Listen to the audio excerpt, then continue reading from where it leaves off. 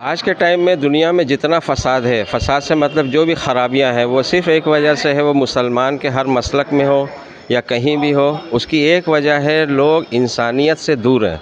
इंसानियत से दूर हैं यानी कि उनको क्या करना है, उनकी ड्यूटी क्या है, वो इससे गाफिल हैं। गाफिल यानी कि उसको वो समझ नहीं पा रहे, दूसरी चीज़ों में लगे हैं, लेकिन जो असल काम है वो ये नहीं कर रहे हैं। असल काम क्या है सोसाइटी के लिए? मोहम्मद साहब का जो पैगाम है वो ये है कि इंसानी सोसाइटी जो है वो अल्लाह की इबादत में हो। अल्लाह की इबादत यानी ये नहीं कि सिर्फ उसके आगे झुकना, हम रुकू सजदा नमाज़ पढ़ रहे हैं, ये इबादत, ये गलत है। इबादत यानी कि अल्लाह के हुक्म की अताअत।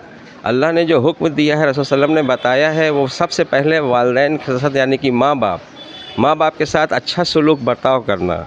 अब हमारे हिंदुस्तान में अगर मान लीजिए ओल्ड एज होम बन रहा है, वृद्धाश्रम, बच्चे अपने माँ बाप को वहाँ पहुँचा दे रहे हैं, तो ये कौन सा धर्म कहता है? जबकि इस्लाम में भी, हिंदू सनातन धर्म में भी ये नहीं है, तो हमारे यहाँ मुसलमान में भी ये नहीं है। लेकिन फिर भी बच्चे जो है वालिदैन के साथ अच्छा सलूक नहीं करते हैं।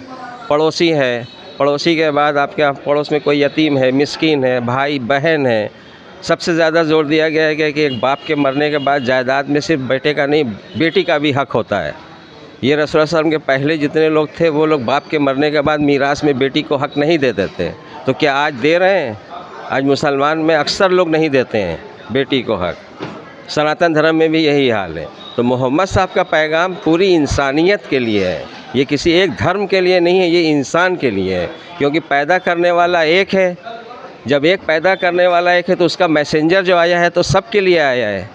जिस तरह इंसान का बदन का अंदर का सिस्टम काम करता है, एक तरह से काम करता है। कोई हिंदू है तो उसको blood group A B positive चाहिए, तो उसको चढ़ाने के लिए तो ए बी पॉजिटिव ही चाहिए ना। अगर कोई मुसलमान को ब्लड चाहिए ए बी पॉजिटिव का, तो उसको भी ए बी पॉजिटिव चाहिए। तो कानून सब के लिए बराबर है। जिस दिन ये हम समझ लेंगे, सारा फसाद ख़त्म हो जाएगा, एक सोसाइटी, अच्छी सोसाइटी डेवलप होगी, किसी को किसी से ख़तरा नहीं होगा। आज क्या ख़तरा नहीं है, भाई भाई से ख़तरा महसूस करता है। क्यों ऐसा है? ऐसा इसलिए है कि जो हकीकत है, जो फितरत में हम पैदा किए गए, उस फितरत से हम हट गए। फितरत से हटना यानी कि असल काम से हटना। कोई परेशान हाल है, हम उसकी परेशानी को दूर नहीं कर रहे हैं। कोई भूखा है, हम उसको खाना नहीं खिलाना चाह रहे हैं, हम सिर्फ अपने लिए खर्च कर रहे हैं, हम किसी को दिखाने के लिए खर्च कर रहे हैं। जबकि ज़रूरत की चीज़ ज़रूरत पे खर्च होनी चाहिए। इस्लाम में इन्फाक का जो सिस्टम है कि हमने जो तुम्हें रिस्क दिया है उसमें से इन्फाक करो। इन्फाक यानी कि खर्च करना, अपने माल को दूसरों पर खर्च करना।